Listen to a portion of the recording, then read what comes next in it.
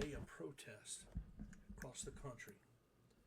It's called the No Kings protest, and it's going to start on. It's going to start on Saturday.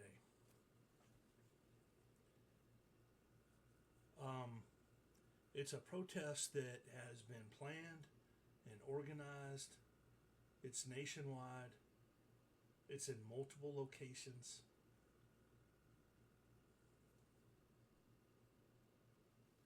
Hey Johnny, can you hear me?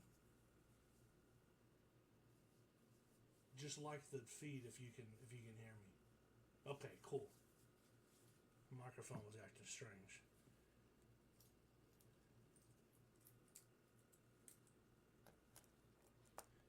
All right, so I wanted to come online and talk about the No Kings protest. It's going to start on Saturday.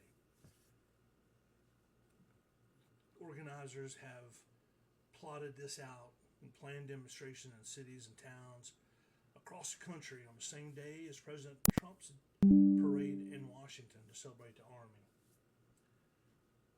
There's all kinds of talk about what might really be going on, and I thought I'd go over some of the stories about it, some of the things that have caught people's attention.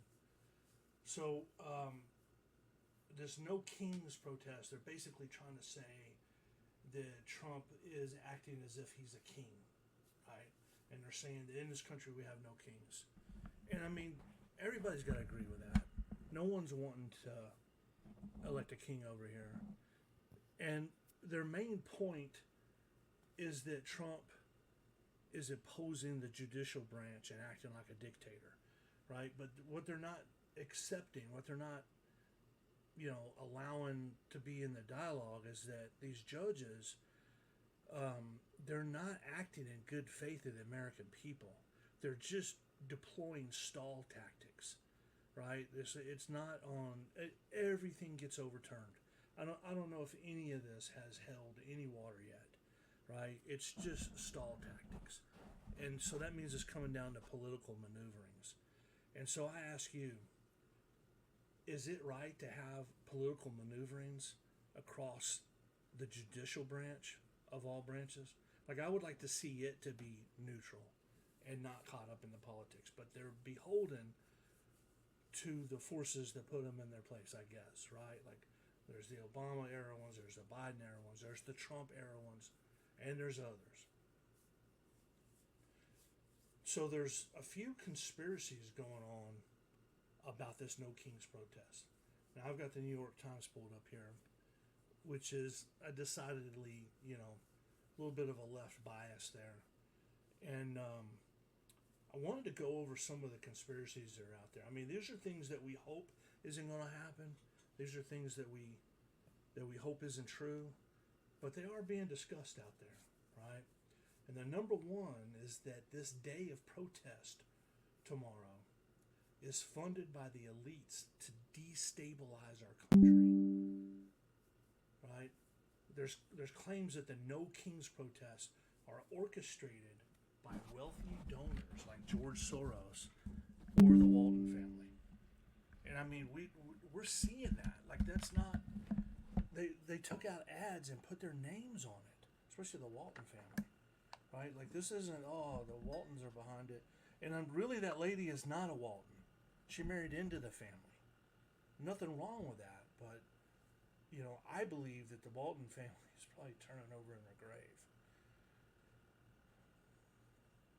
But the Walton Family Foundation, there's fears that this No King protest. Well, we know, like I said, it's in the newspaper ads. It says funded by the Walton Family Foundation, but our fears is that they funded this to create unrest, right?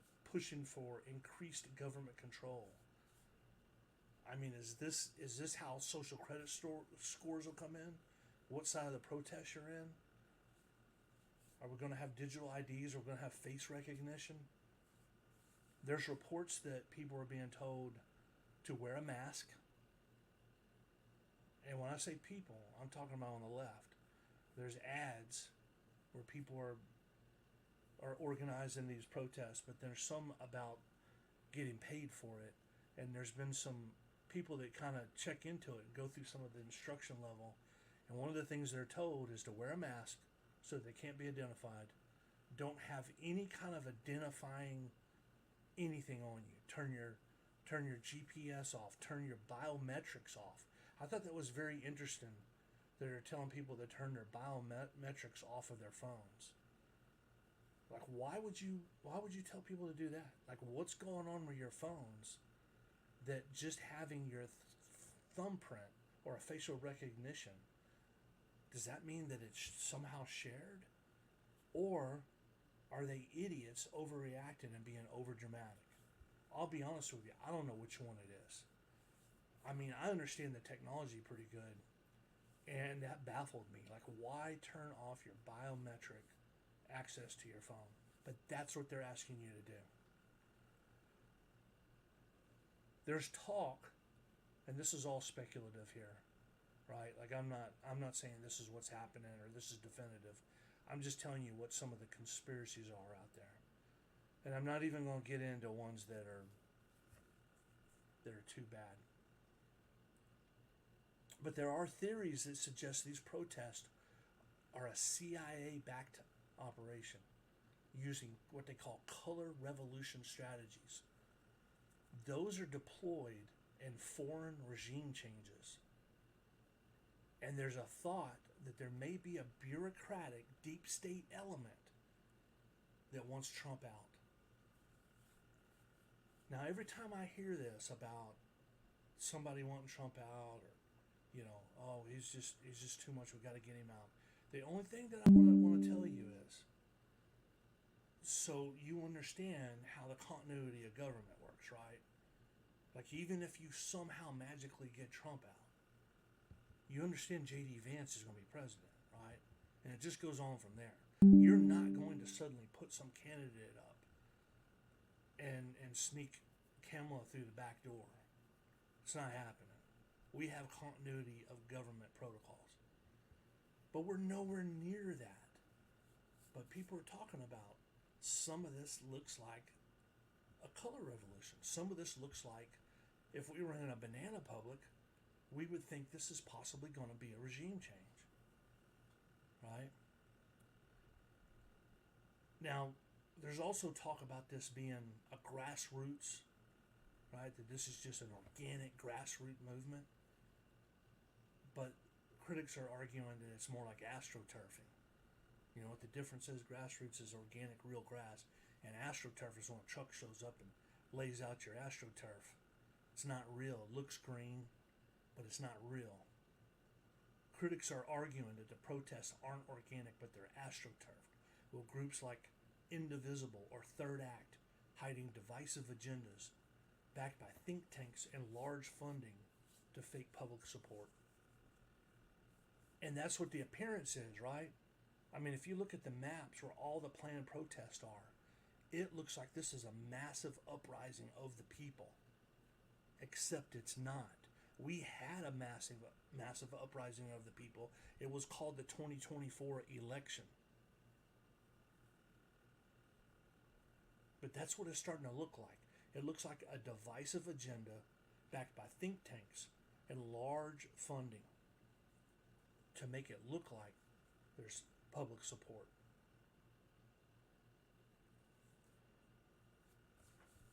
And is this provoking a police state? Some believe these protests are designed to incite violence. We've got situations where pallets of bricks are showing up, cinder block bricks, right on the edge of the protest. And I've heard all kinds of theories about, well, they were headed to a construction site, but they couldn't get to the construction site, so that's where they left it. Okay, every time Antifa goes to work, there's pallets of cinder blocks and bricks. Convenient. And they're throwing them at vehicles and people and buildings, and they're causing chaos. What if these protests are designed to incite this violence and give the authorities an excuse to expand police powers or surveillance, like the Patriot Act did, with organizers allegedly setting up unaware protesters for clashes? They're seeding the groups with troublemakers that are going to take this from a mainly peaceful protest to chaos.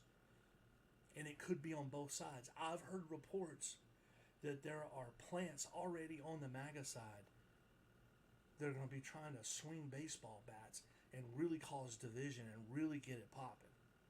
And if you got a few influential crowd leaders on both sides of the equation and they're both pushing for trouble, folks, we're going to have trouble. How do you correct a crowd bringing you trouble like that? You got to crack down. You got to fire the water cannons. You got to fire the tear gas. The rubber bullets will fly. Batons will crack to bring this under control. We can't let our cities burn.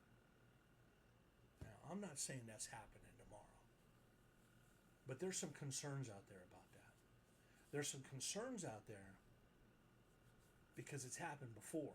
We know that there's been agent provocateurs placed in our midst that escalated things. To this very day, we're having to deal with the fallout of that. We can't have a conversation without J6 coming up. When we all know that an entire element of J6 was a hoax. Now, there was the real stuff. There was the protesters. There was people doing things they shouldn't have been doing. I will never agree with the guy with his feet up on Nancy Pelosi's desk and stealing her laptop and all that. And I do not care for Nancy Pelosi. I think she used her influence and knowledge to game the stock market and make her and her husband rich and her family. And I don't like it at all. But I don't think they should have broken her office. And that's just one example. There's a lot of examples, right? But we hear about J6 all the time. And we strongly suspect it was seeded with agent provocateurs that caused trouble. Well, what if they're going to take it on a new level now? And they're going to have them on both sides. And they're going to escalate these protests through clashes.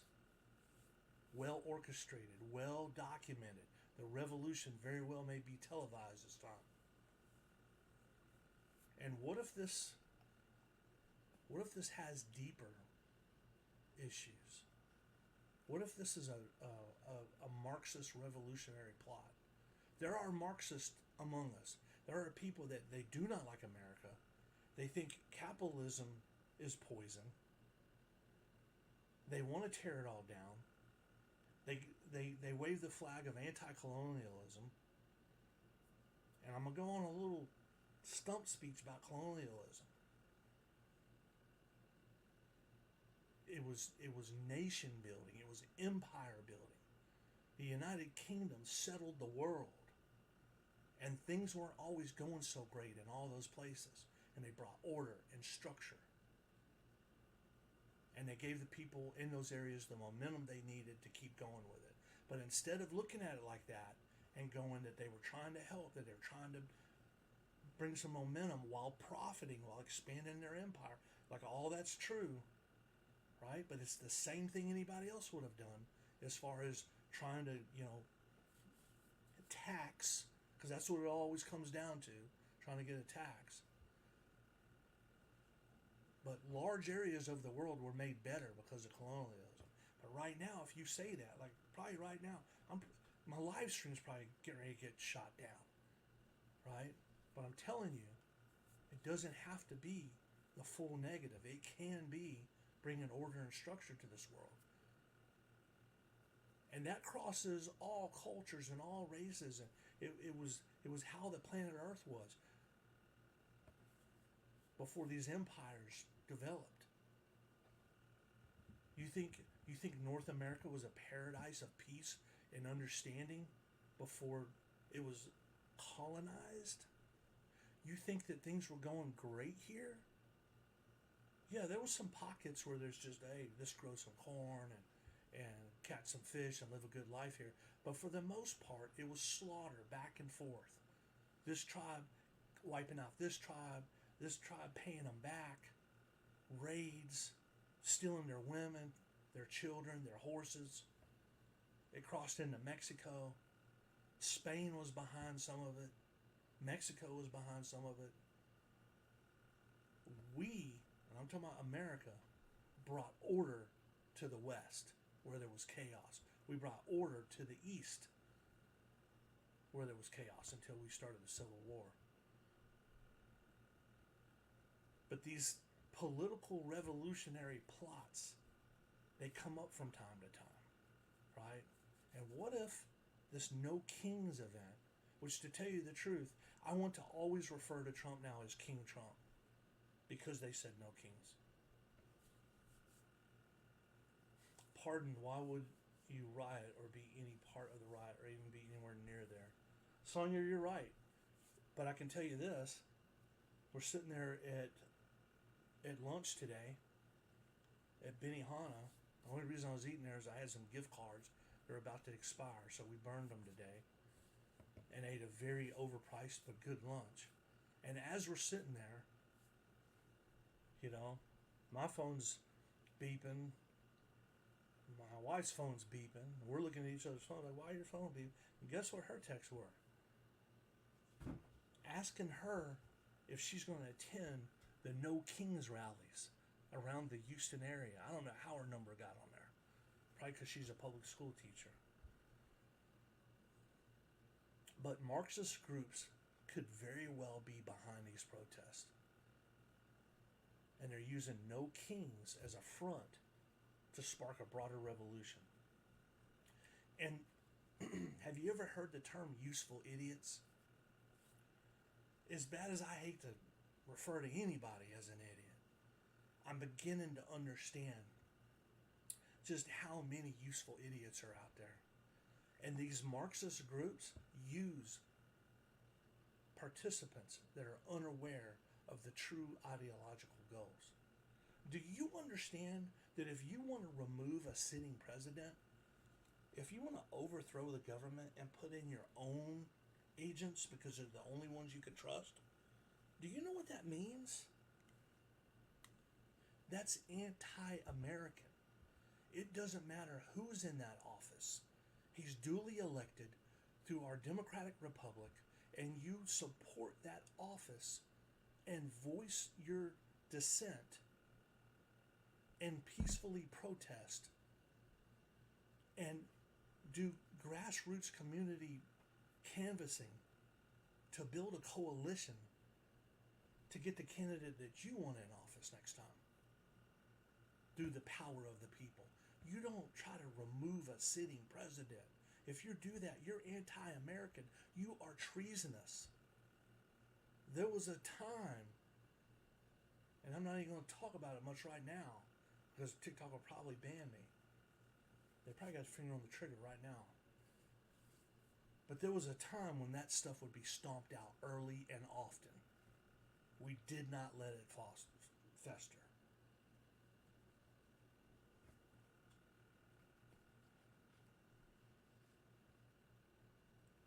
So look at some of these signs. No kings. Save our democracy. They like to throw the term fascist out there, right? They like to say we're fascist. Yet they're the ones suppressing our right to speak. They're the ones using fascist messaging and tactics. I don't like to refer back to any previous political movements in this world like they do. But their tactics are straight out of those playbooks. And yet they'll sit there and hold a sign saying resist fascism when they're the ones literally being fascist. This picture was a rally in Atlanta in April protesting the Trump administration. But you see that No King sign? It was starting. It was starting to seed in these groups. Planned protests against the Trump administration that are expected to be among the largest since the president's second term began will be held across the country on Saturday. This is all 50 states. They think there's 2,000 protests going to happen. It's unbelievable. It's unbelievable that we're even talking about that. So, Mr. Trump had scheduled a military parade.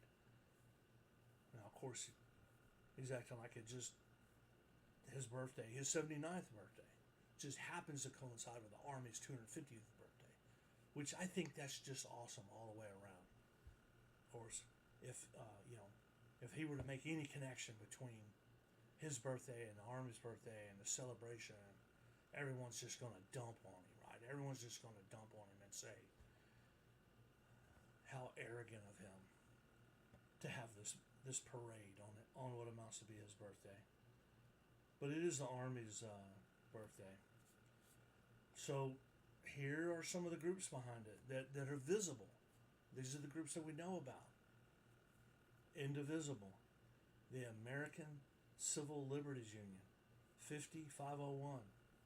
Some of these groups organized protests during Mr. Trump's first term over abortion rights and gun rights. The hands-off protest. Well, they're showing back up again.